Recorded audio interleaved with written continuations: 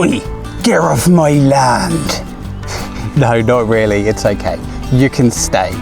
Welcome back to the Allotment Family Diary. In this week's episode, we'll be talking about powdery mildew and a natural remedy to combat it. In last week's episode, our onions were devastated by Allium Leaf Miner, so this week Hannah and I will be removing the onions and dissecting them to show you exactly what damage has been caused. We'll also be talking about parsnip protection, and I will be showing you what's going on with our melon bed. So without further ado, come on, let's get the episode started.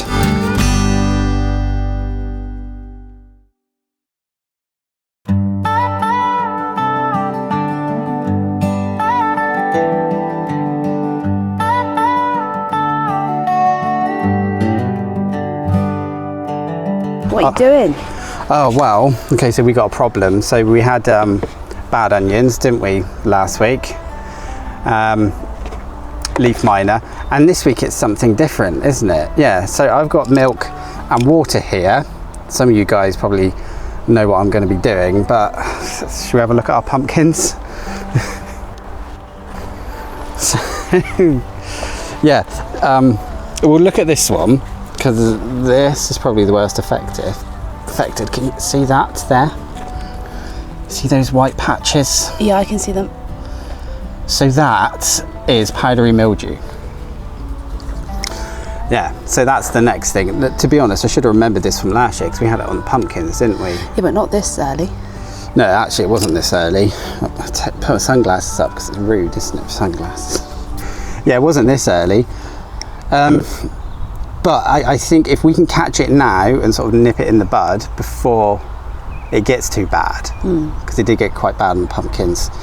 But it's not just our pumpkins, there's other bits. But what I need to do before we use this remedy, which is supposed to be really, really good. But the first thing to do is just get rid of as many of these infected ones as we can. I mean, if there's only like one blotch, I might just leave it. So powdery mildew,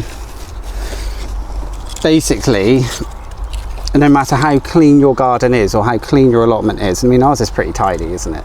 Yeah. Really, but the thing is, like, allotments are probably really the worst place to grow veg because everyone's growing different things up here. There's so many people, God knows how many years worth of like pests and diseases in the soil that's just going to linger.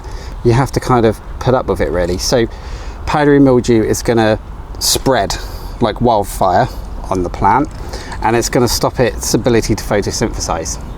So it might not kill the plant, but it'll stump the growth of the actual veg. Yeah. So what I'll do is go around each of these plants and take off the worst affected leaves, and then we'll do the remedy. But I'll leave that there. They're not the worst. Let's have a look over here. In here, get in. I'm just going to take this one off straight away. Snip it through. Like, yeah, look. See how bad that's got already? Yeah. I do remember we having this like last year, but it wasn't this early. It was like to the last of like towards the end when we're just kind of like harvesting them.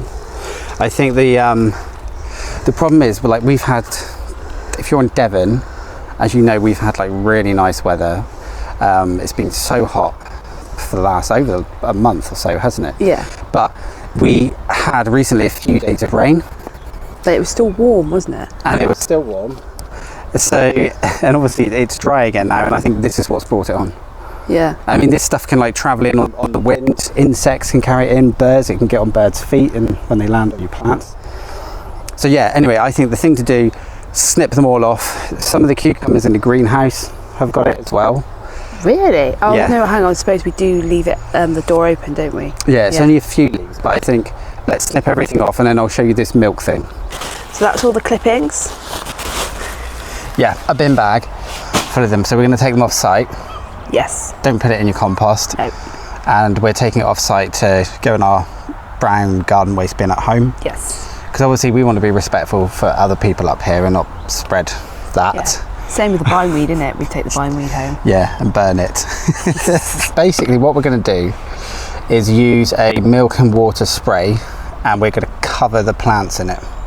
Okay. Is this treating it or preventing it or both?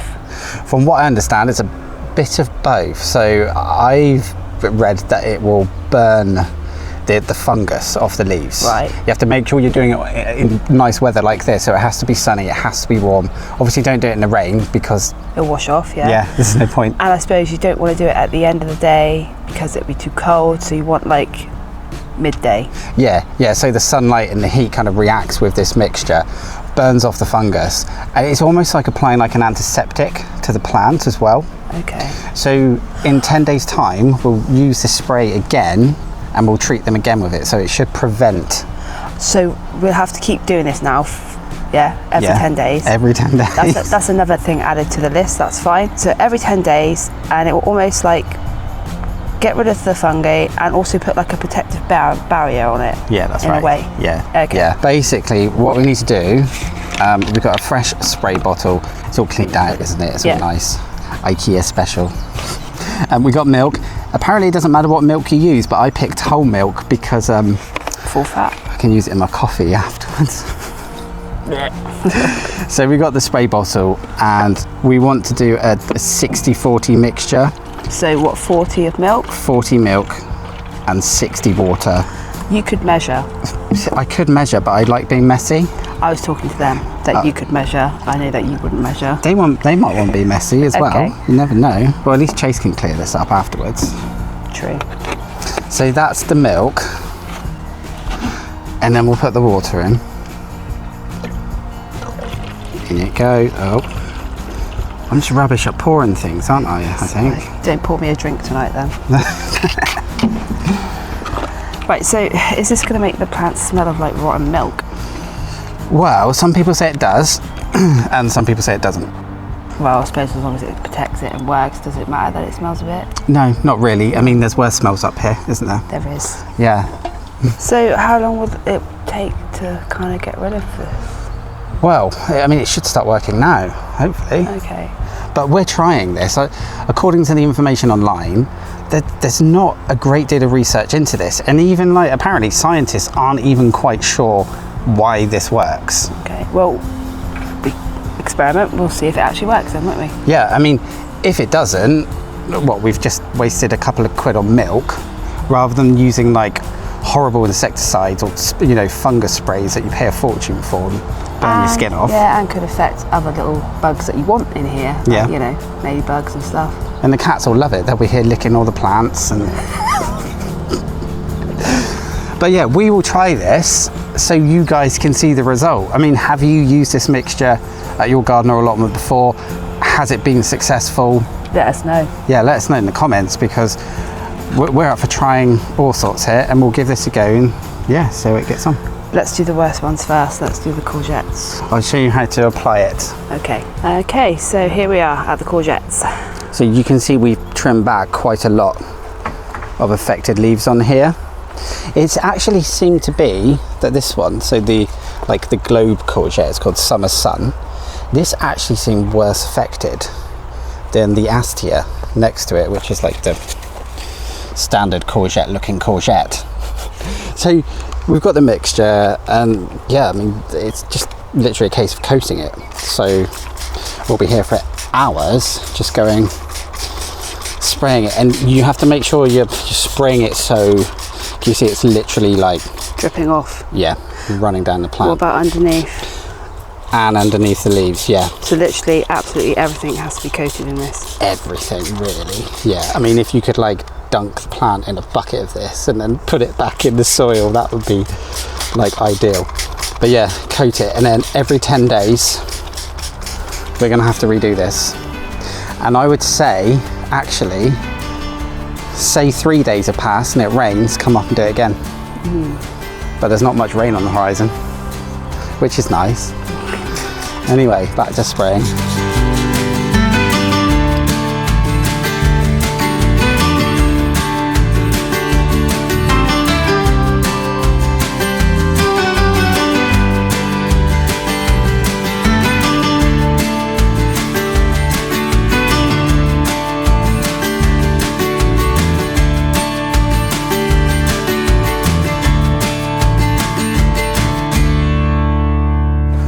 Well, it's Saturday the 31st of May today, and just an update on the milk situation.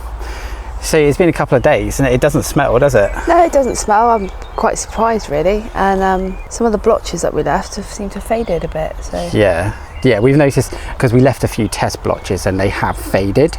You can see like they've significantly greyed from their whiteness, haven't they? And so far, we can't see that anything's come back, has it either? Yeah. I think it's something that we'll do every 10 days, like it says, and fingers crossed, it'll prevent it getting any worse. Yeah, we'll keep at it, and obviously just keep watching, guys, and then you'll see if we have any success. But so far, so good. But anyway, we're here with the onions today. So for us, yesterday the video came out about the Allium Miner. Yeah. And we've been reading all of your comments and things, and thank you so much for all the comments we've had. And we're actually really sorry to learn that a lot of you have gone through this as well. Yeah, it's a shame, isn't it? But it just seems to be, there's always something. Last year it was slugs and snails. This year it's leaf miner for us anyway. And black fly is quite bad, isn't it? Yeah. It's becoming bad. So yeah, we're here with the onions because I would say like 98% of you have said to dig them up, get rid of them. Yeah. So, and I did see somebody today on our plot, and they've got rid of their onions as well. She's literally dug hers up this morning, and she hasn't even seen the video yet. No. So yeah, we're going to pull these up, and I think what we'll do is we'll dissect one or a couple of them and have a look. Yeah, but we have backup plans, so rather than wasting the ground, we have got more crops to go in here and in the plot behind us, because we're going to get rid of the leeks because they've got it as well. So they're not going to grow, are they? No. I've also noticed that I think our garlic's affected, so we might pull up a few garlic and have a look at those too. But the thing is though, they've been in for quite a while, haven't they? Yeah. So I know they're not going to be massive, but they'll still have the flavour. Yeah, and providing they haven't been too badly munched. Got your bucket? Yep. Got your bucket? Mine's over there. I have to go and get it. Oh, you should have been prepared. Well, I was preparing your bucket for you. Excuse me, I prepared my own bucket. You'll be kicking the bucket in a minute. Oh, that's so rude. So rude. Right, well, let's get digging then.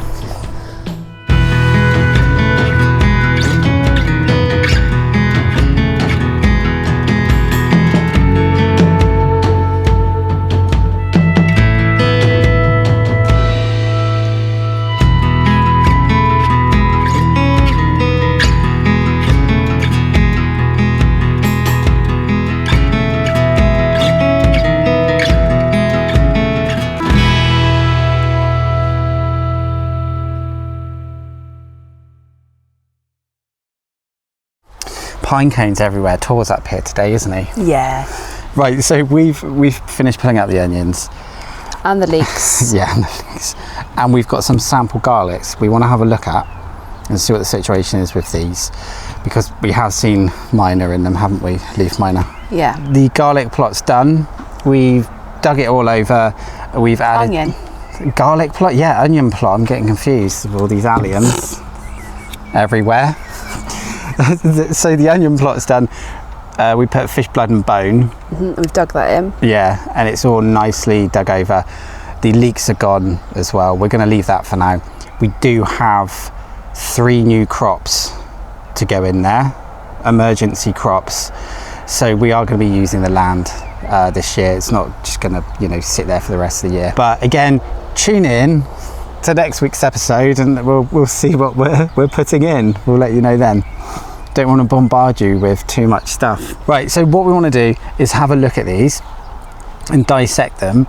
And I think we did make the right decision pulling them up. These are some of the bigger ones, but there's some of them that haven't even grown at all. They're like a hollow shell itself. And a lot of them had just rotted, hadn't they, as well? You like squeezing them and like liquids just coming out. So you imagine you've got the little larvae in there making all the holes, and then we're watering them, so water's getting in. Yeah, and it's just rotting them. Yeah. Also, thanks to you guys for suggesting that we do that. Let's get chopping. Let's have a look at these red onions first. I mean, these didn't look as bad as the white onions. No, they were the better of the two.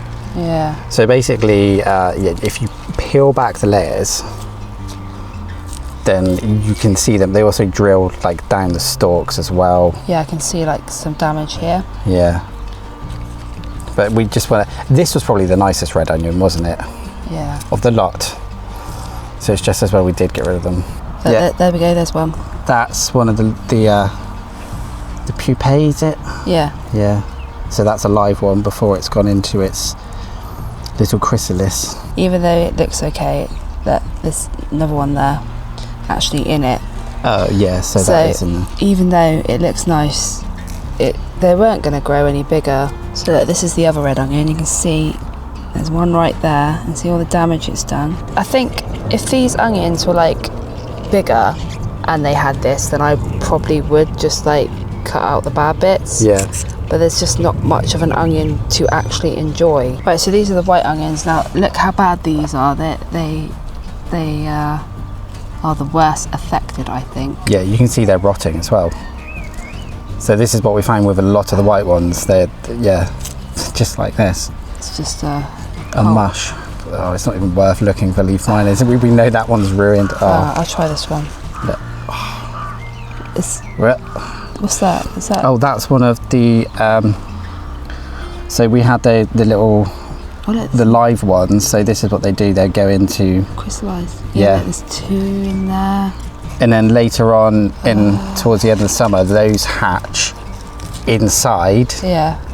And then that's when you get the second wave. Oh, yeah. Yeah. It's covered. Yeah, I mean, I wouldn't really want to eat that anyway. No. To be honest. These were the mammoth pot leeks. And I found one the other day, actually. Here's a shot of it. You can see there were two of them in there already. So, you know, the rest of them are going to be affected. People have said in the comments that if there's leaf curl, then yeah, they're a lost cause. So this is Solent White. This is Topodrome. And this is the elephant. Right, look all this, see all that rust. That's rust, yeah. So yeah, I mean, look how small they are. And I did pick one the other day and had a look, and there were leaf miner in them. I mean, look, you can see like damage there. Oh, look, they've actually burrowed in. Yep, there you go. These are like experiment ones that we're pulling up to show you guys, but also it's to educate ourselves. So, you know, we know our enemy for future years, and I suppose to be morbidly fascinated by what damage they're doing. There we go. In that one as well? Yeah.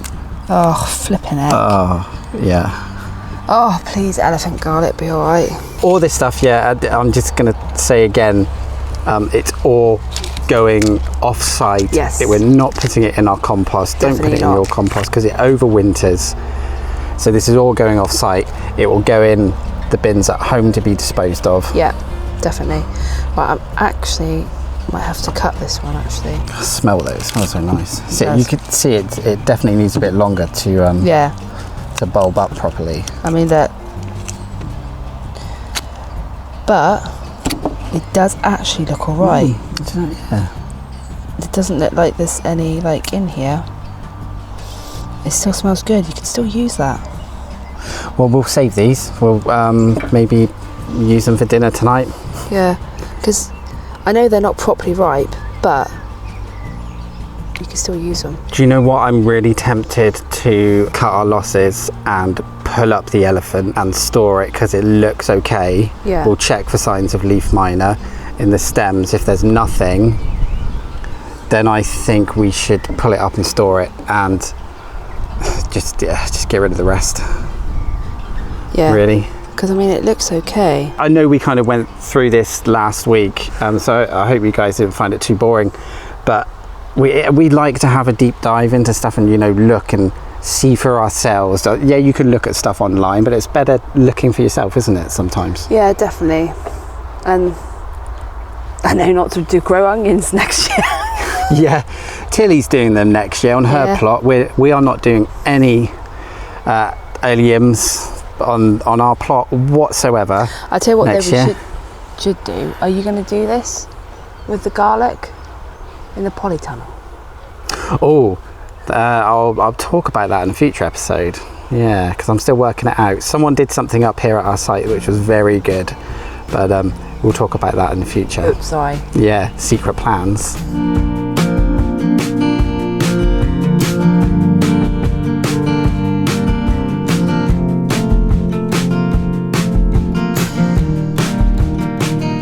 Okay, that's that side done as well. So it's Monday the 2nd of June and I'm here with the baby parsnips.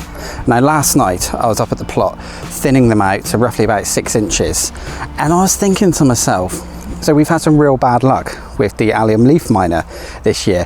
What pests are going to destroy these as well?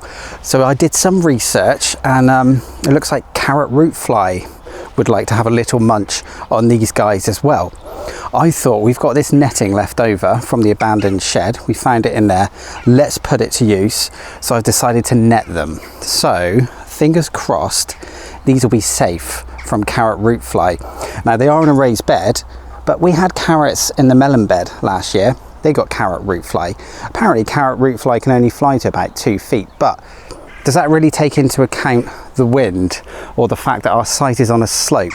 And yes, it might be 2 feet off the ground, but that's not 2 feet, and they can just blow in down the hill, can't they? So better to be safe than sorry. Anyway, speaking of melons, just want to show you this. In here we have our melons and they're doing really well. They've just taken over the whole bed. I've actually had to prune them quite a lot because they're just going crazy in here. Now we have the Malaga F1, we have 3 of those, and we have a sugar baby, which was a viewer suggestion, so thank you for suggesting that to us. Now I wanted to show you these because a couple of you were kind of interested in what's happening with them. Now as far as I can see, we don't have any melons in here yet. The problem we had is we've been keeping this flap closed because, as I've mentioned in previous videos, I've opened a flap and the leaves have just drooped. So what I've been doing is training them. So for about an hour each day I was opening the flap and just letting them get used to the ambient temperature or the temperature changes, and now we're able to leave the flap open all day, which is brilliant because I have been hand pollinating with a paintbrush, but I really don't think it was working that well, and now with the flap open bees are coming in.